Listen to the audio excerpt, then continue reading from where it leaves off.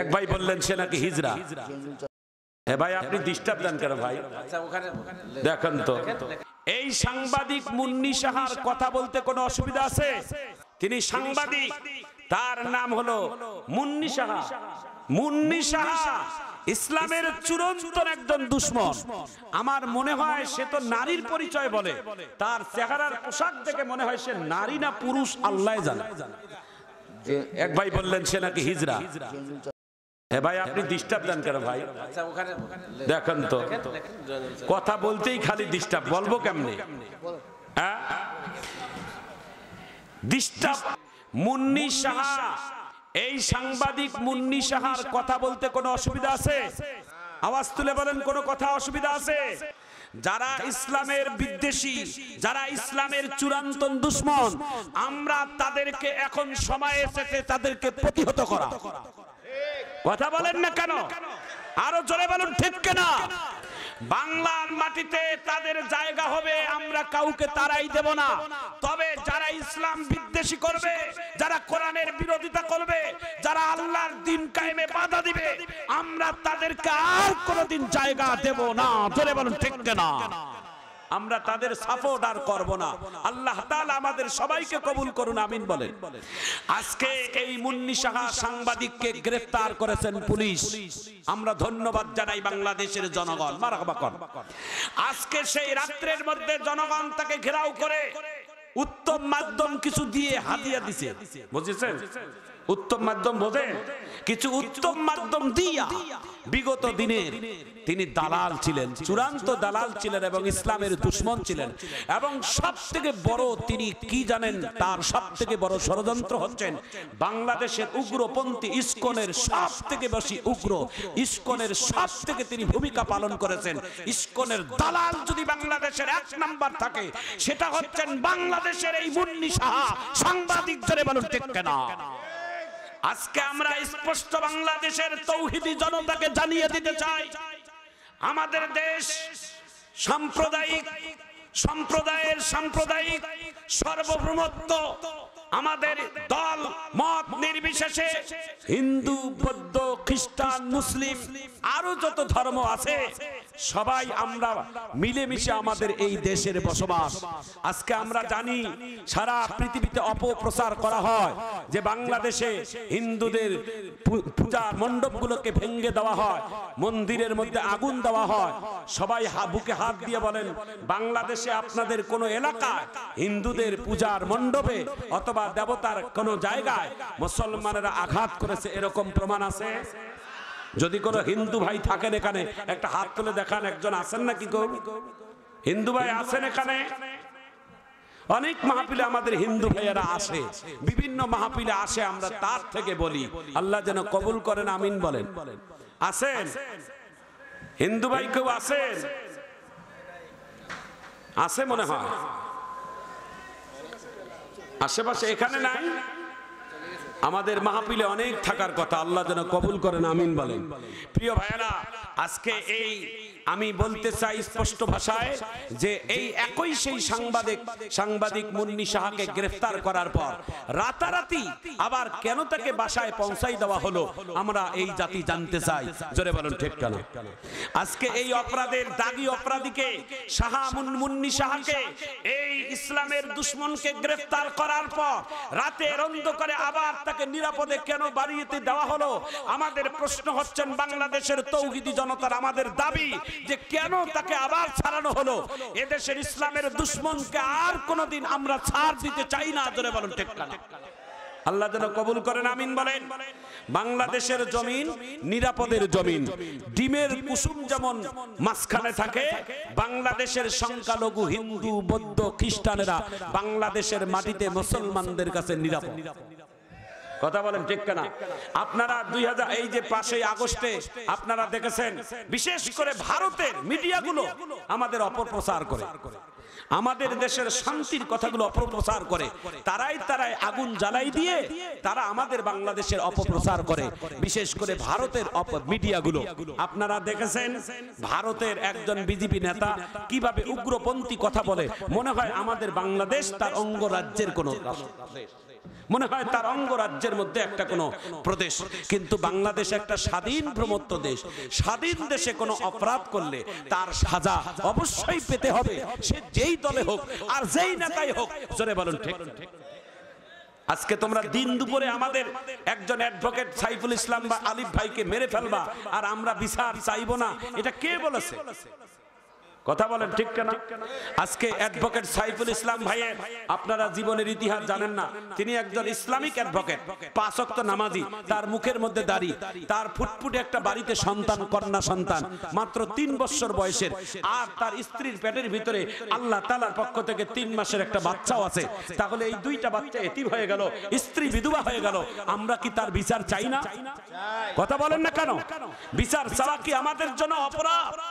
আজকে ভারতের মিডিয়ারা, ভারতের দালালেরা, আজকে তোমরা আজকে এই চিন্ময় প্রভুকে গ্রেফতার করার জন্য তোমাদের মাথা ব্যথা উঠে গেছে, তোমাদের পেট ব্যথা উঠে গেছে।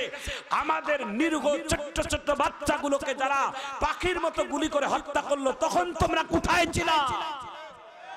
কথা বলেন ঠিক না? আমাদের নির্দোষ ওলামায়ে কেরামদেরকে যারা ফাঁসির কাস্টে চড়াই মারলো, তখন তোমরা কোথায় ছিলা?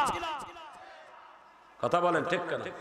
আসলে তোমরা হক প্রচার করো না, তোমরা বাতিল, তোমরা সারা জীবনে বাতিল, বাতিল উগ্র, কোনদিন মুসলমানের বন্ধু হতে পারে না।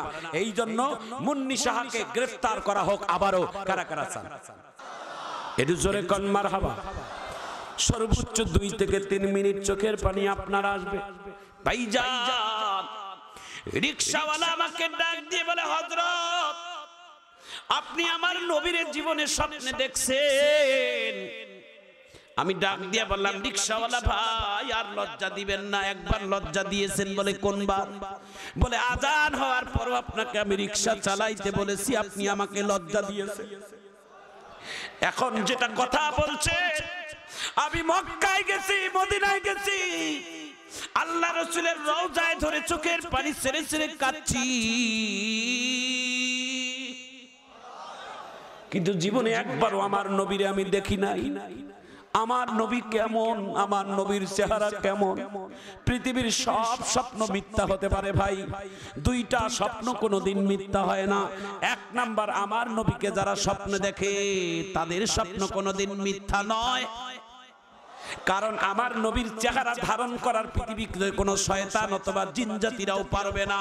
যারা আমার নবীকে স্বপ্নে দেখবে, এই স্বপ্ন কিন্তু চিরন্তন সত্য। মারহাবা কোন। আমি ডাক দিয়ে বললাম, রিকশাওয়ালা ভাই, আমি জীবনে একবারও আমার নবীরে আমি দেখি নাই। আপনি কি আমার নবীরে দেখছেন? আপনি কি আমার নবীরে কোনোদিন স্বপ্নে দেখছেন? আল্লাহর কসম ভাই, আপনি আমার দিকে তাকান। রিকশাওয়ালাটা চোখের পানি ছেড়ে দেয় আর কান্দে আর এইভাবে মোছে, হযরত আল্লাহ তাআলা মক্কা মদিনা যাই নাই ঠিক, ইলম কালাম নাই ঠিক, গরিব মানুষ বটে, ভাঙ্গা বাড়ি আমার, জীবনে 1 বার 2 বার নয়, আল্লাহ তাআলা আমাকে 50 বারের অধিক আমার নবীরে দেখার সুযোগ করে। আমি ডাক দিয়ে বললাম, ভাই আমি আর আপনার রিকশায় চড়বো না। কয় কেন?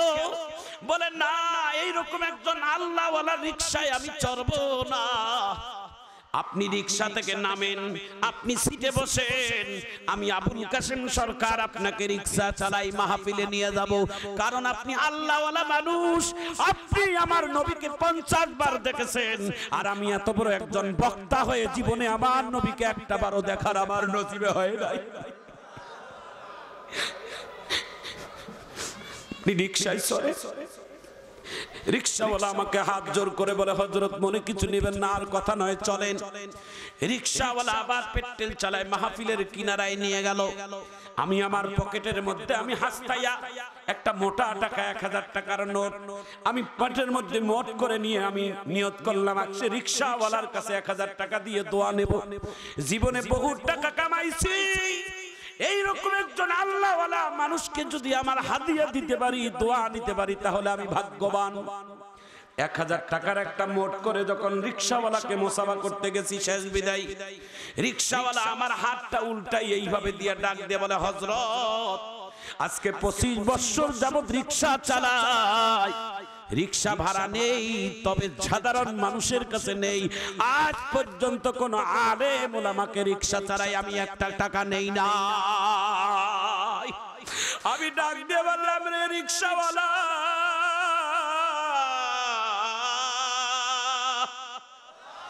তুই আমাকে ছাত্র বানাইনি, আমি তোর ছাত্র, তুই আমার উস্তাদ। আল্লাহ রাসূলের হাদিস, আল উলামা ওয়ারাসাতুল আম্বিয়া। কিয়ামত পর্যন্ত নবী আর আসবে না, নবীকে দুনিয়াতে আর কোনোদিন দেখতে পাবে না। আল্লাহ রাসূল বলেন, যারা একজন হক্কানি আলেমের চেহারার দিকে তাকাবে বাবা, আল্লাহ রাসূল বলেছেন, সে যেন আলেমের চেহারার দিকে তাকাইলো না, সে যেন মদিনার নবীকে চাইয়া চাইয়া দেখে নিল। এরে বাবা, তোমাদের পাগুলো আগাই দাও, আমি তোদের পায়ে হাত দিয়ে বাবা একটা অনুরোধ করে যাই। আজ তোমরা প্রতিজ্ঞা করবা, আজ তোমরা নিজেকেই তোমরা নিয়ত করে নিবা, যতদিন বেঁচে থাকবো কোন আলেমদের সাথে আমরা খারাপ আচরণ করব না। একটু চিৎকার দিয়ে জোরে বলা যায় না আল্লাহু আকবার। 2 নম্বর, তোমাদের ঘরের মা বাবার সাথে কোনোদিন খারাপ আচরণ করব না। কারণ আমার রাসূল বলেন, ক্বালান নবী সাল্লাল্লাহু আলাইহি ওয়াসাল্লাম, হুমা জান্নাতুকা ওয়া নারুকা। মা বাপ তোমার জান্নাত, মা বাপ তোমার জাহান্নাম। খুশি করবা জান্নাতে যাবা, বেজার রাখবা জাহান্নামে যাবা, কোনো সন্দেহ নাই। জোরে বলেন আল্লাহু আকবার। মা বাবাকে সম্মান দেব, মা বাবার সাথে কোনোদিন ঘাড় ঝাঁকা দিয়ে কথা বলবো না, জোরে আওয়াজ দিয়ে কথা বলবো না, এমন কোন কথা বলবো না যাতে আমার কথায় মা বাবা শব্দ মুখের মধ্যে আনে। না না না, হায়াতের জিন্দেগিতে কোনোদিন মা বাবার সঙ্গে খারাপ আচরণ করবো না। যুবক, একটু হাত তুলে জোরে বলা যায় না আল্লাহু আকবার। কথা বলেন আল্লাহু আকবার।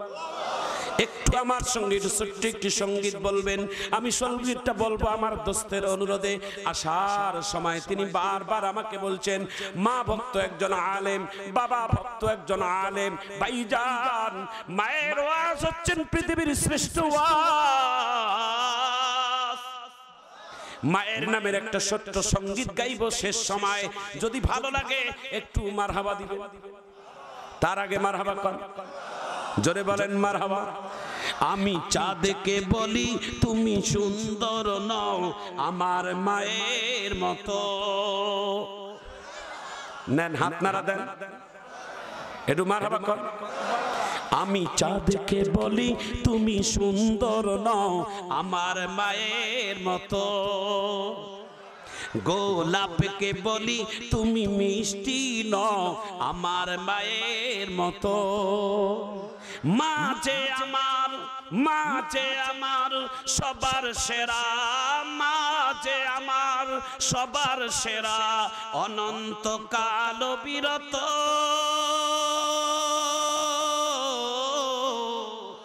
আমি চাঁদকে বলি তুমি সুন্দর নও আমার মায়ের মতো। ভালো লাগছে? একটু মারহাবা কর। মারহাবা। আর একটু বলবো, হীরা নাকি শুনি অনেক দামি, সারা ঘর করে ঝলমল, তাহার চেয়েও অধিক দামি আমার মায়ের আসল। হীরা নাকি শুনি অনেক দামি, সারা ঘর করে ঝলমল, তাহার চেয়েও অধিক দামি আমার মায়ের আসল। মা যে আমার সবার সেরা, মা যে আমার সবার সেরা, অনন্তকাল বিরত। আমি চাঁদকে বলি তুমি সুন্দর নও আমার মায়ের মতো, গোলাপকে বলি তুমি মিষ্টি নও আমার মায়ের মতো। আমানতু বিল্লাহ। মারহাবা কর, একটু জোরে কর মারহাবা। আজকের এই মাহফিলটাই হচ্ছে না একটা বাইতুল মাল। আর এই বাইতুল মালের উদ্যোগ নিয়েছেন একজন সৌদি প্রবাসী, আমার প্রিয় ভাই আহসান, হাসান ভাই। হাসান ভাই আছেন? লাব্বাইক, মারহাবা করেন, আসেন, এটা মারহাবা দেন, এটা জোরে কর। এই লোকটাকে আমি চিনতাম না যে এনার খানপুরে বাড়ি। আল্লাহ তাআলা পবিত্র মক্কা ভূমিতে গিয়ে আমরা দেখছি হাজীদের সাথে তার যে সুসম্পর্ক, তার যে গভীরতা, তার যে ভালোবাসা, তিনি বিভিন্ন হাজীদেরকে অনেক সুন্দর সুন্দর জায়গায় তিনি নিয়ে যায়, নিজের পকেটের টাকা খরচ করে আপেল আঙ্গুর খাওয়ায়, সুন্দর সুন্দর জিনিস খাওয়ায়, সৌদি আরবের ভালো ভালো জায়গা দেখায়, আর বাংলাদেশের মুরব্বী হাজীরা তার মাথায় হাত দিয়ে দিয়ে দোয়া করে।